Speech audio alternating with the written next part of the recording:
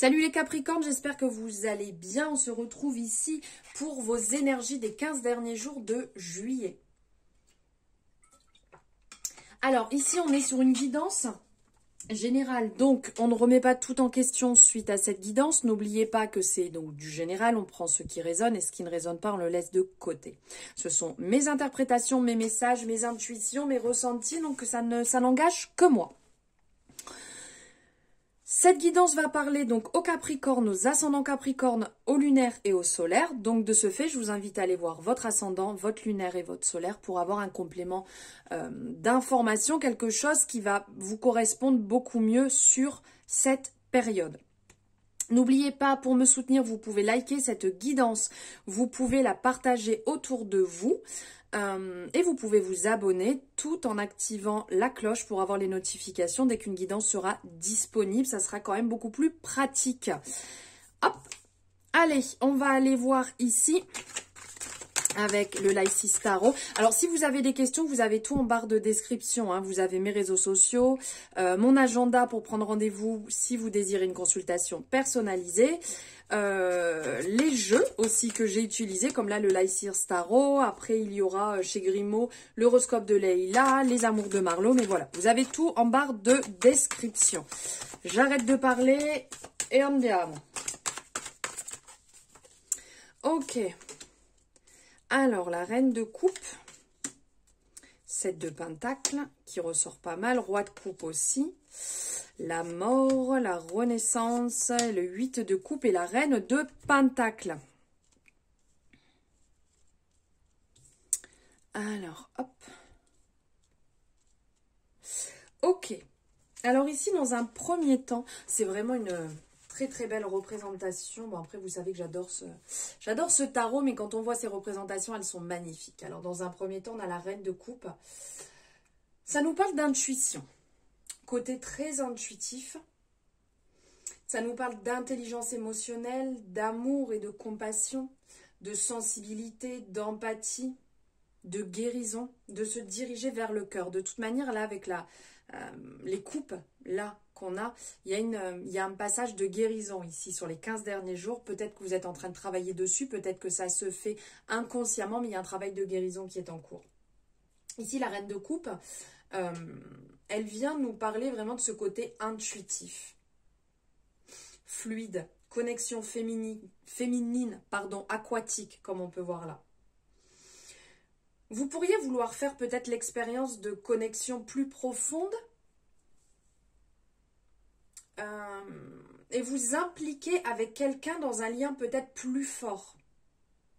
Et ici, on vient vous dire oui, oui c'est possible. Mais toutefois, n'oubliez pas que pour toute collaboration, donc à partir du moment où on est à 2, vous ne représentez que 50% de l'opération. Donc ça, ne l'oubliez pas, c'est pas vous qui pouvez tout diriger. Donc c'est ensemble que vous devrez quelque part plonger dans ces eaux. Et le cœur ouvert, remplissez cette coupe qui est là juste devant, rentrez en conscience avec ces vibrations et restez présent sans tenir compte en fait de l'état émotionnel de l'autre. On vous appelle à chercher l'amour car la clé se trouve dans les ressentis. Et ici on vous dit de laisser parler votre cœur avec tout son amour et aussi avec toute sa compassion. C'est quand même un très beau message. Ensuite, on est sur le 7 de pentacles.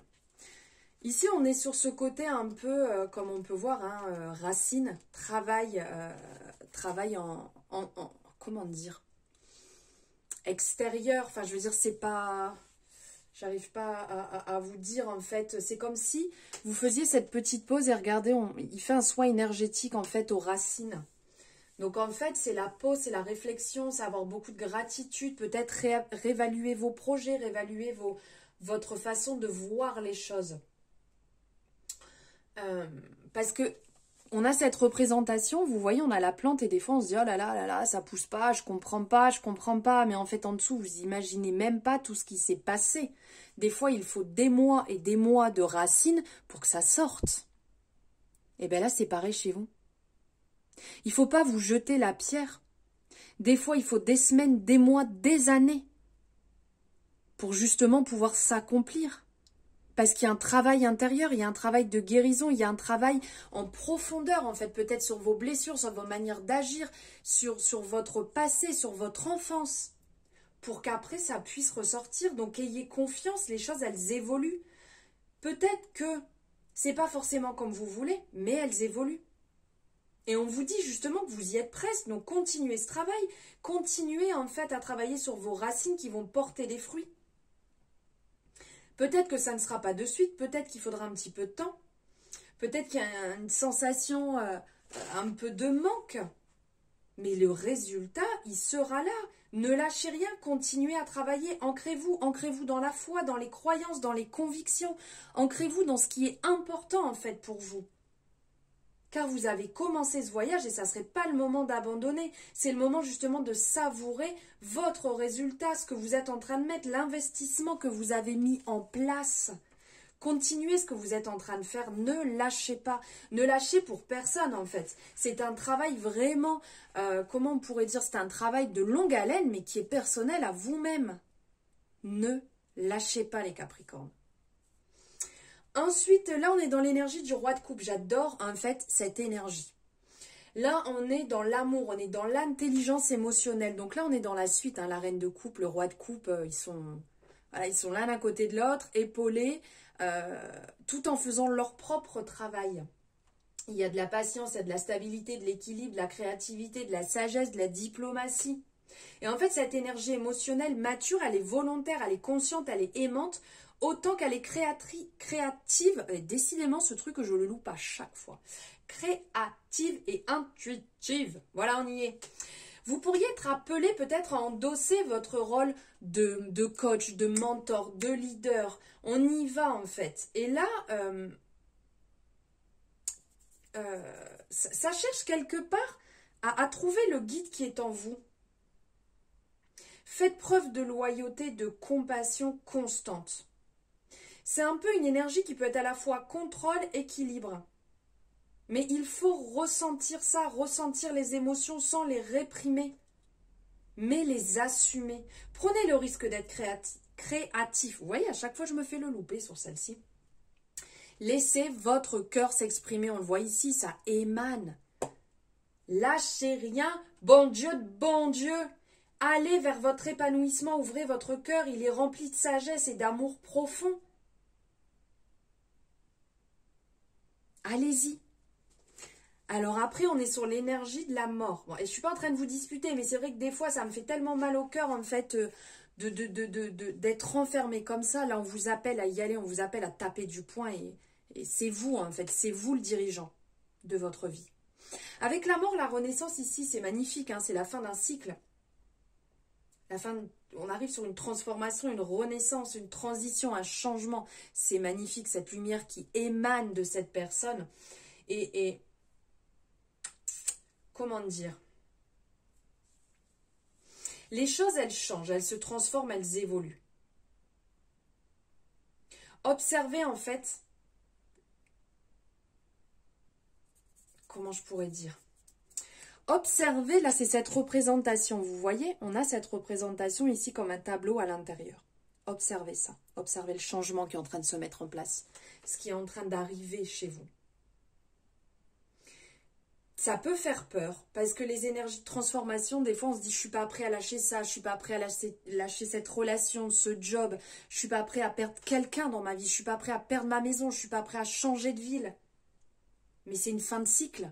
Et c'est la chance d'avoir un nouveau chapitre qui recommence derrière, d'avoir une nouvelle chance dans la vie. Ça peut effrayer. Ok, prenez une grande respiration. Allez chercher votre douceur, cette part d'ombre, cette part lumineuse et avancez vers ce changement qui est merveilleux. Donc ok, hein, on est d'accord, ça peut être la fin d'une relation, changement de carrière, peut-être vous allez lâcher des croyances. Mais vous allez avancer vers du renouveau, les amis. Vers quelque chose qui est beau, qui est magique. Donc, c'est pas toujours que beau, que magique. mais je peux vous assurer que quand on se relance, quand on repart, c'est un nouvel élan et c'est vraiment du positif. Vous vous libérez du passé, vous changez, vous êtes en train de mettre un nouveau départ et vous mettez beaucoup d'énergie dedans et ça c'est magnifique, réellement. Même si c'est pas toujours simple, je suis totalement ok. Et là on le voit ici avec le 8 de couple justement. Le 8 de couple, vous voyez cette personne qui part, qui s'éloigne, qui laisse en fait son ancienne réalité derrière, poursuivre une nouvelle, qui lâche prise, qui abandonne, qui se détache, qui est ok avec le changement, qui change de direction, qui lâche ses énergies stagnantes, qui abandonne ce qui n'est plus utile, ce que cette personne n'a plus envie de nourrir. Alors, je ne sais pas si ça résonne pour vous, mais là, il est temps de vous défaire de quelque chose, et c'est ce qu'on disait là, hein, la mort et l'huile de coupe, on est en plein dedans. Hein. Éloignez-vous du négatif, éloignez-vous des choix qui ne sont pas faits pour vous, des actes en fait qui ne vous correspondent plus, et avancez pour vous-même, pour votre amour propre, pour ce qui est important pour vous, pour vos rêves qui sont sacrés, allez vers vos objectifs, avancez sur votre amour propre. Engagez-vous dans quelque chose. Engagez-vous, qui disait. Désolée, ça me faisait penser à ça. Mais là, c'est engagez-vous pour vous. Vous avez peut-être été déçu. Eh bien, prenez soin de vous maintenant. Vous avez peut-être manqué de tendresse. Donnez-vous de la tendresse. Vous avez peut-être mis trop d'attentes. Ben, levez les attentes. Il y a comme une quête spirituelle qui est représentée ici. Hein. Votre quête personnelle. Éloignez-vous des vieux aspects de votre vie, des personnes, des énergies, des idées, des croyances, des remords qui vous freinent. Et avancez sur ce nouveau chemin, sur cet nouvel avenir qui va être vivifiant pour vous. Réellement, là, vous êtes appelés à lâcher, à vous dépouiller, à abandonner et à mettre du renouveau. Ce renouveau, vos rêves, ils sont où vos rêves? Ce qui était important pour vous, ils sont où? Vous les avez mis où? Là, c'est vous avant tout les Capricornes. Et on finit avec la reine de Pentacle qui va nous parler de richesse matérielle, d'abondance, de force au sein de la famille, de la communauté, d'être terre à terre, les pieds ancrés, c'est quand même mieux. On parle encore de guérison, bien entendu, parce que là vous êtes, je pense, sur un beau travail de guérison. Ici, on vous appelle à prendre le temps de créer un sentiment d'harmonie, de paix dans votre environnement physique. Faites le vôtre, faites le bien. Et ici, quelque part, cette représentation de la reine, c'est ce côté créatrice ultime de votre espace sacré. Votre espace à vous. Et elle vous ramène en fait ce pouvoir expressif et créatif, zut, des reines dans un domaine terrestre. Exploitez votre abondance. On vous offre des possibilités de vous aligner et d'être entre la prospérité et la sécurité. Vivez pleinement en fait votre vie de connexion ici. Donc on est vraiment sur Gaïa, hein, de vous connecter à la terre-mère, à l'abondance et à l'amour. Dis donc les Capricornes, il y a quand même des super messages. Je ne sais pas si ça résonne. N'hésitez pas à me le dire en commentaire. Mais là, c'est quand même ouf les messages qui ressortent. Allez, on va aller voir avec l'horoscope de Leïla. Quel message avez-vous à recevoir? La maison 10. Ok, ben nouveau départ, hein. Pas très étonnant. Et l'hiver. Et regardez en fait ce qui était ressorti. Je ne peux pas faire comme si je ne l'avais pas vu. Derrière, il y a le soleil qui est ressorti. Donc on est dans des belles énergies là quand même. Hein.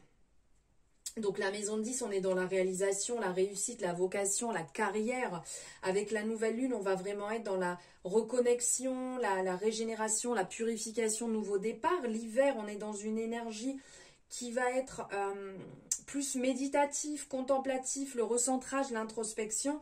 Et après, pour finir, s'il vous plaît, on a le soleil, l'endurance, la jeunesse, la réussite, la volonté. Donc là, vous voyez, c'est comme une phase. On est ici dans un message où on vous parle de réalisation. Peut-être qu'il faut passer par ce nouveau départ pour se réaliser. Ce petit temps d'introspection, ok. Réellement, justement, on fait le point sur ce qu'on désire et ce qu'on ne désire plus. Est-ce que réellement ce projet m'anime? Est-ce que je fais déjà un petit test? Est-ce que j'ai envie d'aller vers cette relation? Est-ce que j'ai envie de tester ça? Est-ce que j'ai envie d'abandonner? On a tous des projets dans la vie. Et puis après, une bonne fois pour toutes, brillez. Brillez, réalisez-vous. allez vers réellement, allez vers ce côté très solaire ici avec le soleil. Allez vers la réussite, allez vers la volonté. Donnez-vous ces moyens. Et pour finir, on va aller voir niveau sentimental les Capricornes. Qu'est-ce que Marlo a à vous dire? Allez, hop. Ok.